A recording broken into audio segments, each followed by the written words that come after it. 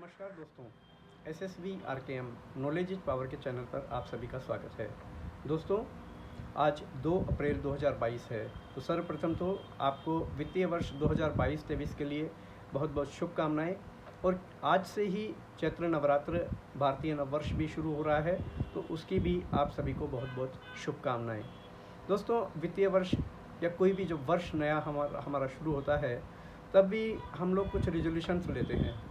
यद्यपि उनको कितना हम लोग फॉलो कर पाते हैं वो एक अलग बात है, लेकिन नए वर्ष की शुरुआत हमें एक मौका देती है कि पिछले वर्ष में हमने जो काम हमसे रह गया, जो कुछ कमियां रह गई, हम अपने में और बेहतर सुधार कर सकते हैं। तो वित्तीय मामलों में इस सुधार की गुंजाइश हमेशा ही रहती है, क्योंकि कोई भी आइडियल पोजीशन एक नहीं मानी जा सकती। तो इस वित्तीय वर्ष में आप यदि ये कुछ रिजोल्यूशन लेना चाहते हैं तो मैं आपको सजेस्ट कर सकता हूँ। नंबर 1, हम अपनी बचत को बढ़ाएंगे, क्योंकि दोस्तों वास्तविकता ये है कि जो बचत होती है वहीं आपको कहा जाता है कि आड़े वक्त में काम आती है।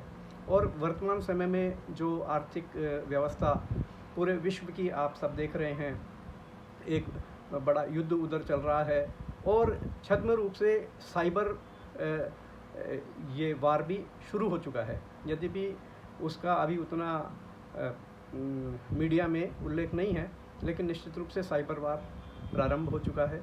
और ऐसी आशंका व्यक्त की जा रही है कि आने वाले समय में विशेषकर पश्चिमी दुनिया में और अमेरिका में रिसेशन शुरू हो जाएगा। तो निश्चित रूप से उसका जो प्रभाव है वो भारत पर भी पड़ेगा, यद्यपि हमारी अर्थव्यवस्था पर उतना प्रतिकूल प्रभाव पड़ने की आशंका नहीं है। तो भी बचत यानी कि सेविंग, प्रॉपर इन्वेस्टमेंट आप करें, ये एक पहला आपका रेजोल्यूशन होना चाहिए। दूसरा रेजोल्यूशन होना चाहिए कि अपव्यय हम कम करेंगे। अर्थात ये क्योंकि बाजारवाद का युग है दोस्तों, बाजारवाद के युग में बहुत सारे प्रलोभन रहते हैं। जब हम कोई अभी तो ऑनलाइन का ज़माना है, जब बाज़ार में भी जाते हैं या ऑनलाइन जब हम किसी साइट पर जाते हैं तो बहुत सारी चीज़ें, बहुत से आकर्षक चीज़ें हमारे पास में हमको आकर्षित करती है, और कई बार न चाहते हुए भी हम उन चीज़ों को परचेज कर लेते हैं। देखिए, जो आपके मेहनत की कमाई है वो सही जगह पर लगनी चाहिए, तो अपव्यय न हो, थोड़ा अपमितव्ययी बने। ये भी इस वर्ष की एक रेजोल्यूशन आपका होना चाहिए। तीसरा, यद्यपि यह सर्वप्रथम मुझे कहना चाहिए था कि दोस्तों हमारा जो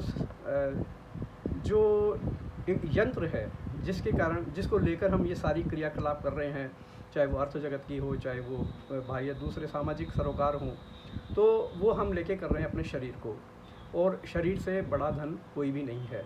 तो शरीर पर ध्यान देना अत्यंत आवश्यक है, क्योंकि पिछले 2-2.5 साल में कोविड का जो दुर्भाग्यपूर्ण तरीके से बुरा दौर निकला है, बहुत से लोगों ने अपनों को खो भी दिया है। तब इस समय हम लोग ज़्यादा अवेयर होने चाहिए अपने शरीर के प्रति, अपने स्वास्थ्य के प्रति, क्योंकि जान है तो जहान है। अगर शरीर ही नहीं रहेगा तो बाकी सब बातें बेमानी हो जाएगी। तो अपने शरीर पर ध्यान देना बहुत आवश्यक है। और अगली बात, शरीर के साथ में आपके जो संबंध हैं उनको आप समय अवश्य दें, क्योंकि गुजरा हुआ वक्त वापस आता नहीं है। और निश्चित रूप से जो धन, जिसको हम एक ट्रेडिशनल भाषा में धन बोलते हैं, धन तो अपनी जगह पर निश्चित रूप से है, परंतु यदि धन के साथ में आपके संबंध सहज नहीं होंगे आपके मित्रों और परिवार के साथ में, तो उस धन की बहुत उपयोगिता भी नहीं रहेगी। तो उस पर भी आपको इस वर्ष में ध्यान देना चाहिए। आप योजनाबद्ध तरीके से कार्य करें। और देखिए, रामचरितमानस में कहा गया है, सकल पदार्थ है जग माही, कर्महीन नर पावत नाही। तो ऐसा नहीं है कि कोई भी वस्तु जो हम चाहते हैं वो प्राप्त नहीं कर सकते हैं। निश्चित रूप से ही हम प्राप्त कर सकते हैं। हम अपने प्लानिंग के अनुसार चलें, और उसके लिए कठोर श्रम की आवश्यकता होती है। कठोर श्रम की आवश्यकता होती है। तो यह कोई उपदेश जैसी बात नहीं है, परंतु सोशल मीडिया में हमारा बहुत सारा समय जाया होता है। मैं अपने ऊपर भी इस बात को लागू करता हूँ। मेरा भी बहुत समय सोशल मीडिया में जाया होता है, जो कि अगर वहाँ नहीं जाए तो हम उसको अपने ऊपर काम करने में लगा सकते हैं। क्योंकि दोस्तों जो वैल्यू एडिशन है वो हमेशा होता रहता है। कोई भी व्यक्ति कभी भी ये दावा नहीं कर सकता है कि उसने सब कुछ सीख लिया है या सब कुछ प्राप्त कर लिया है। बेहतरी की गुंजाइश हमेशा होती है। तो एक बार पुनः आप सभी को इस नए वित्तीय वर्ष की और भारतीय नववर्ष की शुभकामनाएं।